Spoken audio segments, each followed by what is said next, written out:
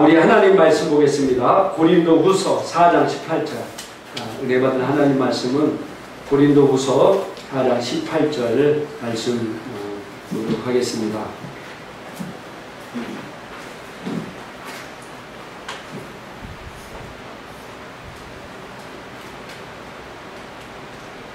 우리는 반드시 잘 될 수밖에 없습니다. 우리를 통해서 하나님의 놀라운 영광이 나타납니다. 할렐루야. 한번 같이 한글 킹제이 성경을 읽겠습니다. 우리가 바라보는 것은 보이는 것들이 아니요 보이지 않는 것들이라. 이는 보이는 것들은 잠깐뿐이지만 보이지 않는 것들은 영원하기 때문입니다. 아멘. 정말 놀랍습니다. 주님의 이름을 찬양합니다. 성경은 보이는 것들보다 보이지 않는 것들을 주목하라고 말씀하고 있습니다. 왜냐하면 보이는 것은 일시적이기 때문입니다. 여러분이 지금 삶 가운데 직장이나 또 물질 문제나 건강의 문제나 여러가지 어려운 문제들이 있습니까? 여러분에게 여러가지 어려운 도전들이 있습니까? 이런 것들은 사라지기 위해서 온 것입니다. 일시적인 것이라는 것입니다. 그래서 이런 것들을 우리가 바라보지 말고 보이지 않는 영원한 것들을 바라보라고 성경은 우리에게 말씀해주고 있습니다. 지금 여러분이 겪는 어떤 어려움이 있더라도 이 어려움은 승리를 위한 기회입니다. 한번 따라합시다. 나에게 있는 어려움은 승리를 위한 기회이다. 할렐루야. 옆 사람에게 인사합니다. 당신에게 있는 어려움은 승리를 위한 기회입니다.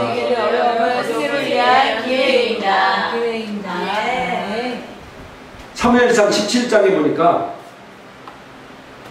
우리가 잘 아는 다윗과 골리앗의 대면을 보게 됩니다.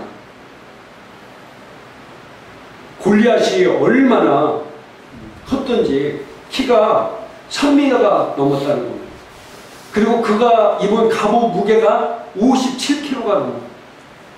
그에 쓰고 있는 옷창은 7kg가 넘었다는 겁니다. 얼마나 거워 보이고 얼마나 힘이 세면은 이렇겠습니까? 그러니 이스라엘 사울왕으로 비롯하여 장군들과 군인들이 다 이 골리앗의 도전 앞에 달달달 다 떨면서 두려워했습니다. 근데 놀랍고 신기한 일은 40일 동안은 골리앗이 그렇게 하고만 있었다는 사실입니다. 이미 이스라엘 군대는요, 사기가 땅에 떨어질 대로 떨어져 있었어요. 근데 이 블레셋이 쳐들어왔으면 이스라엘은 박살났을 텐데 40일 동안이나 골리앗이 와가지고 이스라엘 놈들아 나랑 싸울 놈 나와라 하고 막 하나님을 모욕하고 이스라엘 노욕하고 그러고 들어가 버려요. 또 그 다음날 와서 그러고 성경에 보니까 40일 동안이라 했다는 그러고 있었다는 거예요. 누구를 기다리고 있었습니까? 다윗을 기다리고 있었어요. 할렐루야. 다윗이 와보니까 이 골리앗이라는 장군이 하는 소리를 들었어요. 그래서 다윗이 화가 났어요. 도대체 어떻게 할례를 받지 않은 저 이방인이 하나님을 모욕하고 하나님의 군대를 모욕하는데 저렇게 놔두고 있습니까? 그때 그 형들이 막 화를 막 냅니다. 화를 막 냅니다. 놀라운 것은요, 다윗은 골리앗을 보고도 뭐라고요? 두려워하지 않았다는 겁니다. 사울왕을 비롯하여 이스라엘 모든 군인들은 그 골리앗의 그 덩치에 그 호전적인 행동에 다들 두려워서 공포를 느끼고 있는데 다윗은 그를 전혀 두려워하지 않았다는 겁니다. 이스라엘 군대들 그 덩치에 놀라고 있었는데 다윗은 거꾸로 생각했다는 겁니다. 덩치가 크니까 돌을 아무렇게 던져도 뭐요? 맞을 거예요. 할렐루야. 이게 바로 사고 바꿔야 된다는 겁니다. 따라합시다. 승리의 사고방식으로 승리의 사고방식으로 우리의 생각을 바꿔야 된다. 네. 그 덩치가 크기 때문에 아무렇게나 던져도 맞겠구나 생각했다는 겁니다. 우리에게 어떤 도전이 오든 우리는 겁에 질리시기 마시기 바랍니다. 할렐루야. 우리는 상황과 환경이 보여지는 장애물을 고려하지 않다는 겁니다. 오늘 성경에 보니까 뭐라고 얘기하고 있습니까? 오늘 우리가 바라보는 것은 보이는 것들이 아니요 보이지 않는 것들인데, 이게 다른 말로 말하면은 우리가 바라보는 것, 보이는 것들을 바라보지 말라는 겁니다. 여기서 바라보다가 헬러가 뭐냐면 브레포라고 그러는데 고려하다, 인지하고 있다라고 얘기하고 있는, 이게 무슨 말이냐면은 여러분의 믿음의 싸움에서 믿음의 도전들에 여러 가지 상황과 어려움 가운데 있는 것들을 집중하고 상황을 고려하고 인지하지 말라는 겁니다. 우리가 어려운 문제, 어려운 도전이 왔을 때 그것을 바라보지 말라고 한 것은 무슨 말이냐면은 그것을 인지하고 그것을 바라보고 그것을 고려하지 말라는 겁니다. 따라합시다. 우리는 상황을 고려하지 않습니다. 할렐루야. 우리는 왜 그러냐면 우리는 이미 이길 수 있는 존재이기 때문입니다. 우리가 어떤 일을 할 때 여러 가지 도전이 올 수 있습니다. 내가 복음을 전하는데 갑자기 반대 세력이 나타나서 복음을 전하지 못하게 할 수 있습니다.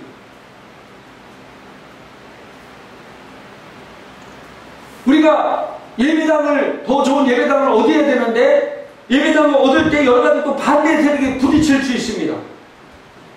그러나 그 모든 도전은 우리의 밥입니다. 따라합시다. 내 삶의 모든 도전은 우리의 밥이다. 할렐루야. 우리 뭐라고요? 밥입니다. 그것이 승리의 기회고 승진할 수 있는 기회입니다. 우리의 밥이기 때문에 밥을 많이 먹으면 뭐예요? 힘이 나고 힘이 생기고, 그러니까 그 어려움이 왔을 때 이것은 내 뭐라고요? 밥이다. 내가 승리할 수 있는 기회고 내가 승리할 수 있는 기회구나. 나는 사고방식이 너무너무 중요하다는 사실입니다. 로마서 8장 37절 한번 보겠습니다. 자, 로마서 8장 30절 킹제임 성경으로 한번 같이 읽겠습니다. 그러나 이 모든 일에서 우리를 사랑하시는 그분으로 말미암아 우리가 이기는 자들보다 더 나으니라. 할렐루야. 이 모든 일, 어떤 일이든지 우리를 사랑하시는 그분으로 말미암아 우리가 이기는 자들보다 더 나으니라. 우리는 하나님의 사랑으로 말미암아 어떤 것도 이길 수 있는 존재라는 사실입니다. 영어 성경 NIV 성경에 보니까 천국자보다 더 나은 자다라고 얘기하고 있습니다. 따라합시다. 나는 천국자보다 나은 자이다. 나는 천국자보다 나은 자이다. 나는 천국자보다 나은 자이다. 천국자보다 나은 자라는 게 무슨 말씀입니까?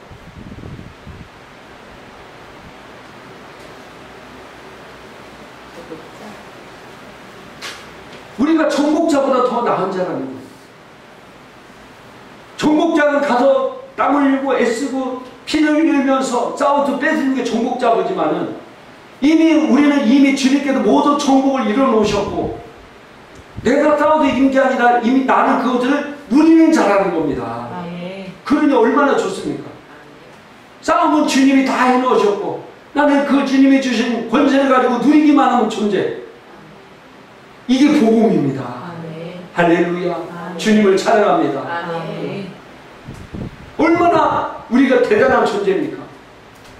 이미 주님께서 다 이겨놓은 것을 우리는 누리기만 하면 된다는 겁니다. 이미 어떤 상황과 어떤 문제가 여러분의 도전이 여러분에게 오더라도 이미 나는 그 문제를 이긴 자라는 사실입니다. 이미 그 문제를 점령한 존재다. 할렐루야. 그러므로 그 문제 앞에 우리는 두려워 두려워하거나 그 문제 앞에 우리는 떨 필요가 없는 존재입니다. 이사야서 54장 17절 한번 보겠습니다.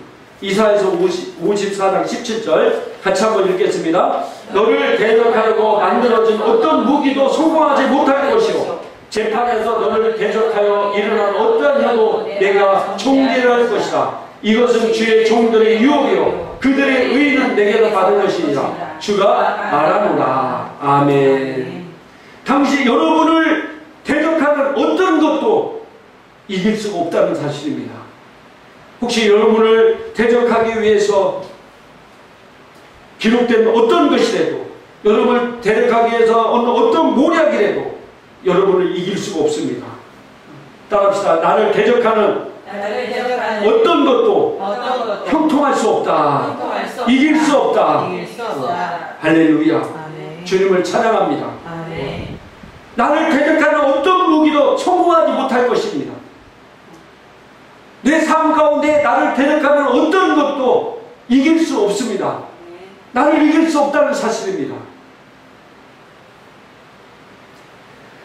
다윗이 골리앗과 싸워서 이긴 것은 이런 사고방식을 갖고 있었기 때문입니다.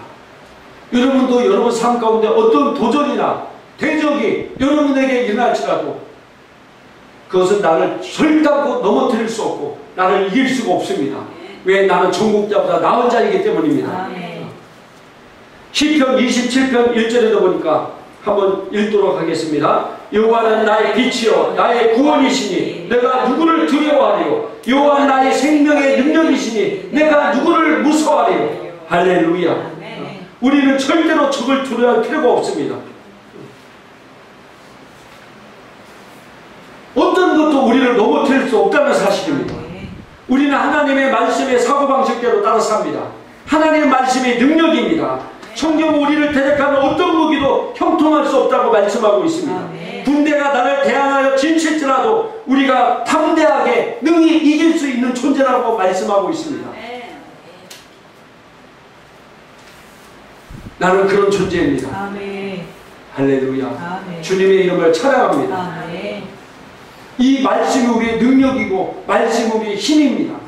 말씀대로 따르는 사고방식을 가질 때 내 삶이 완전하게 변화될 것입니다. 이번 세월호를 통해서 300명이 넘는 사람들이 죽었습니다. 사실은 그렇게 많은 사람이 죽지 않아도 될 일이었는데 왜 그런 일이 있습니까? 그들이 선장을 비롯하여 모든 선원들이 매뉴얼을 지키지 않았기 때문입니다. 작년 7월에 그와 유사한 사건이 벌어졌는데 그게 뭐냐면은 미국 샌프란시스코 공항에 아시아나 항공기가 착륙하다가 큰 사고가 났습니다. 비행기가 전체가 불에 타서 소실될 정도로 큰 사고였음에도 불구하고 죽은 사람은 딱 2명밖에 없었습니다. 그것도 그 원인, 직접적인 원인보다도 소방차 이런 데 치러 죽었다는 뭐 그런 얘기도 있었습니다. 근데 놀라운 것은 미국 교통사국이 조사해 보니까 승무원들이 그랬다는 12명의 그 비행기에 12명의 승무원이 타고 있었는데 승객이 300명이 넘었습니다. 12명의 승무원이 타고 있었는데 7명은 다쳐가지고 움직이는데 그 5명이 신속하게 탈출을 도왔고 부상자들을 우리 동양인의 체구가 작잖아요. 그 부상자들을 자기보다 더 큰 등치 있는 사람들도 업어가지고 막 눈물을 흘리면서 업으며 침착하게 그 사람들을 저를 구조했다는 거예요. 그래서 그의 영웅은 바로 승무원들이다. 그래서 나중에 이 승무원들을 물어봐요. 형도 어떻게 이렇게 침착하게 대응할 수 있었습니까? 라고 물으니까 그들이 뭐라고 대답했냐. 우리는 매뉴얼대로 했을 뿐이다. 우리의 인생의 매뉴얼은 바로 하나님의 말씀입니다. 하나님의 말씀대로 살면 그 말씀이 우리의 길의 빛이요 등불이요 우리의 능력이요 우리의 힘이 되는 것입니다. 우리가 하나님의 말씀대로 내 사고방식을 바로 세우면은요, 우리는 어떤 것도 나를 넘어뜨릴 수 없고 어떤 대적도 나를 떨어뜨릴 수 없는 강력한 존재입니다. 아멘. 할렐루야. 아멘. 시편 23편 1절부터 한번 보면요, 한번 우리가 잘 아는 시편 23편 1절부터 6절까지 한번 읽어보도록 하겠습니다. 여호와는 나의 목자시니 내게 부족함이 없으리로다. 그가 나를 푸른 풀밭에 이으시며 쉴만한 물가로 인도하시는도다. 내 영혼을 소생시키시고 자기 이름을 위하여 의의 길로 인도하시는도다. 내가 사망의 음침한 물자리로 다닐지라도 해를 두려워하지 않을 것은 주께서 나와 함께 하시니라. 주의 지팡이와 막대기가 나를 안위하시나이다. 주께서 내 원수의 목전에서 내게 상을 차려주시고 기름을 내 머리에 부으셨으니 내 잔이 넘치나이다. 내 평생의 선하심과 인자심이 반드시 나를 따르니 내가 여호와의 집에 영원히 살리로다. 아멘. 이 말씀은요, 내가 고백하면 고백할수록 은혜가 넘치고 기름 부음이 넘치는 고백입니다. 저도 제가 힘든 과정을 그럴 때 이 말씀을 외우면서 엄청나게 고백했습니다. 이 말씀 안에는 체로피 영혼의 놀라운 계시가 있다는 사실입니다. 5절에 보니까 주께서 내 원수의 목전에서 내게 상을 차려주시고 기름을 내 머리에 부으셨으니 내 잔이 넘치나이다. 할렐루야. 아멘. 여기서 기름 부음에 대해서 잠깐 얘기할 것이 있는데, 예수님은 우리의 머리시고 우리는 그분의 몸이고 지체입니다. 에베소 5장 30절에도 말씀하시고 계십니다. 근데 놀라운 것은 예수님께 임한 기름 부음이 우리에게 똑같이 흘렀다는 사실입니다. 아멘. 그분의 몸에 흐르는 기름 부음이 우리에게 똑같이 우리에게도 흘렀다는 사실입니다. 이건 정말 놀랍고 아름다운 말씀입니다. 하나님이 우리를 얼마나 사랑하시는지 그 성령의 놀라운 기름 부음이, 주님께 흘렀던 그 기름 부음이 우리에게도 똑같은 기름 부음이 흘렀다는 사실입니다. 주님께 흘렀던 그 기름 부음을 말미암아 예수님은 이 땅에서 절대로 실패한 적 없으시고 넘어진 적 없는 그런 놀라운 삶을 사셨습니다. 그 기름 부음으로, 똑같은 기름 부음으로 말미암아 우리도 그와 같은 삶을 살 수 있는 존재가 되었다는 사실입니다. 아멘. 할렐루야. 아멘. 그 시편 133편 2절 보니까 한번 읽어보겠습니다. 머리에 있는 보배로운 기름이 수염 곧 아론의 수염에 흘러서 그의 옷깃까지 내린 것 같고, 머리에 있는 보배로운 기름이, 예수님께 흘렀던 그 놀라운 기름 부음이 온몸에 적셔졌다는 사실입니다. 즉 하나님께서 예수님께 흘렀던 모든 기름 부음이 우리에게 동일하게 흘름으로 말미암아 우리는 천국자보다 나은 삶을 살게 됐다는 사실입니다. 아멘. 주님을 찬양합니다. 아멘. 이 기름 부음으로 말미암아, 여러분 그리스도 할 때 그리스도가 무슨 뜻입니까? 기름 부음은 자. 그리스도인 할 때도 기름 부음 자. 어떤 분은 이 기본조차도 모르고 기름 부음에 대해 얘기하니까 기름 부음 무슨 참기름 받았냐 들기름 받았냐 막 이렇게 하는 분이 있는데, 이 기름 부음은 놀라운 기름 부음입니다. 예수님을 하나님의 아들 되게 하는 것이 바로 이 기름 부음이었습니다. 우리가 하나님의 자녀로서 할 수 있는 것이 바로 이 기름 부음입니다. 이 기름 부음이 예수님께 흘렀던 기름 부음이 우리에게 동일하게 흐르고 있다는 사실입니다. 예수님은 이 땅에서 한 번도 패한 적이 없고 한 번도 넘어진 적이 없습니다. 할렐루야. 그 기름 부음이 우리에게 임했다는 사실입니다. 그런 말미암아 우리에게 어떤 도전이나 어떤 어려움과 여러 가지 어려운 상황이 올지라도 우리는 절대로 패배할 수 없는 존재입니다. 그래서 그 문제가 오는 것은 바로 우리가 승리할 수 있는 기회고, 우리가 승리할 수 있는 기회라는 사실입니다. 그걸 통해 우리가 간증할 수 있는 기회라는 사실입니다. 따라합시다. 어려운 문제가 오더라도 그것은 내가 간증할 수 있는 기회다. 간증할 수 있는 기회다. 할렐루야. 간증할 수 있는 기회입니다. 그 어려움을 하나님께서 나를 간증하러 주시는 건 아니지만은, 그러나 그것을 통해서 내가 승리함으로 말미암아 간증할 수 있는 기회라는 사실입니다. 할렐루야. 얼마나 탁월한 말씀입니까? 이 말씀을 정리하고 마치도록 하겠습니다. 우리의 사고방식이 하나님의 말씀의 사고방식으로 바뀌어야 된다는 사실입니다. 우리의 사고방식이 승리의 사고방식으로 바뀌어야 된다는 사실입니다.